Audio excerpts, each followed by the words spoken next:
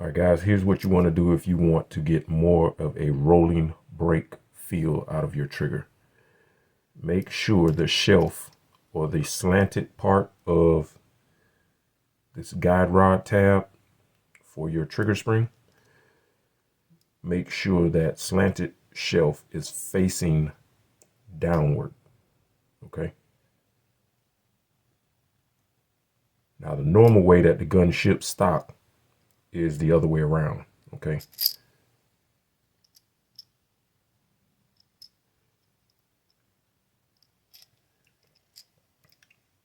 Regular trigger feel, make sure the slant is facing upward. All right, guys, have a good one.